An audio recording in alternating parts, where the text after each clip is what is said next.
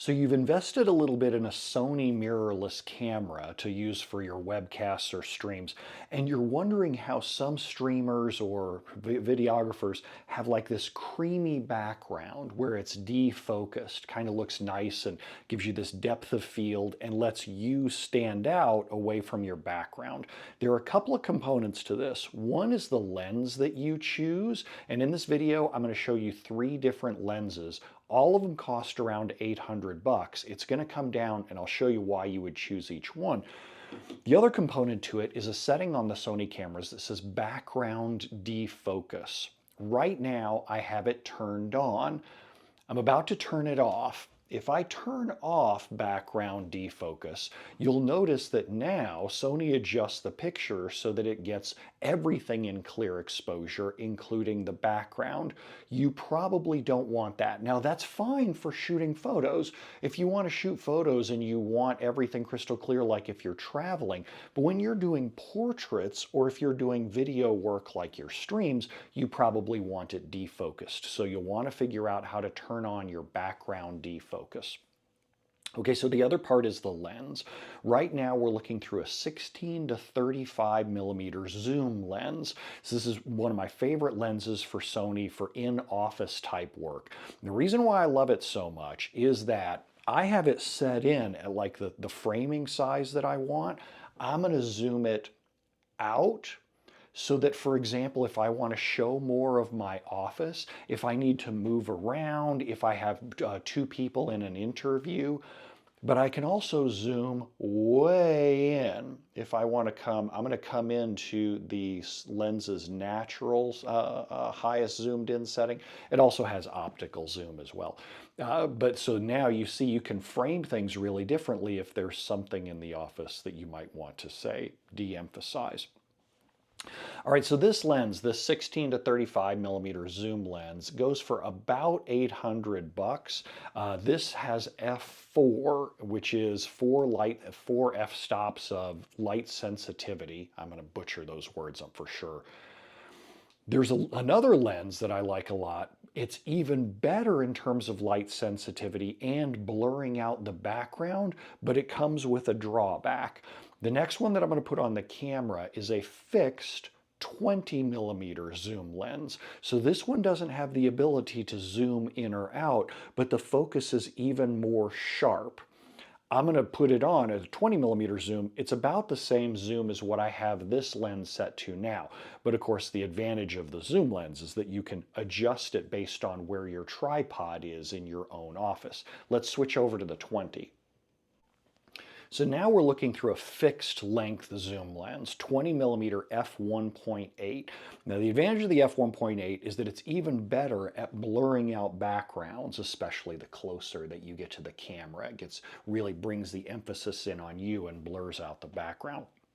The disadvantage is I better like where this zoom level is at, because I can't zoom in or out.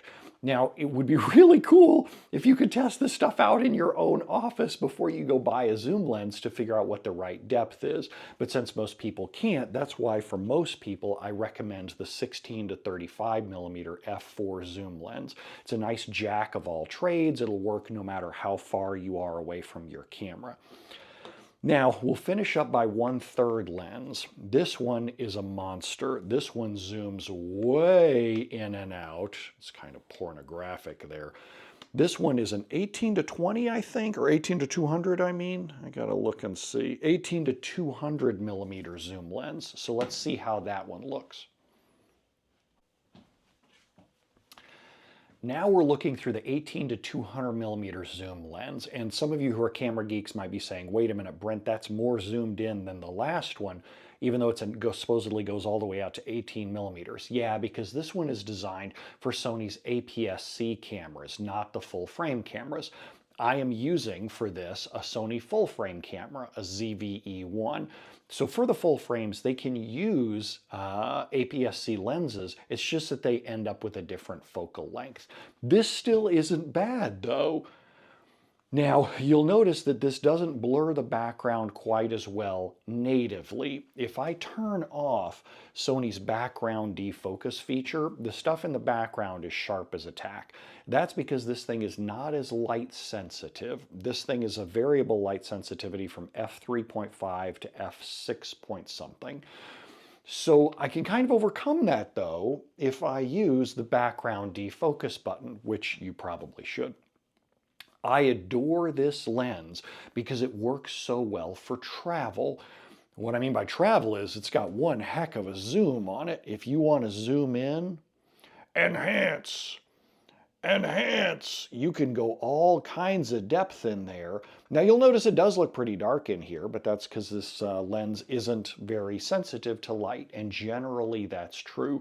The more zoom capability you have in a lens, the less sensitive it is to light, and the less good of a job that it'll do blurring out the background. So out of these three choices, which ones do I like the best and why? Let's go show you.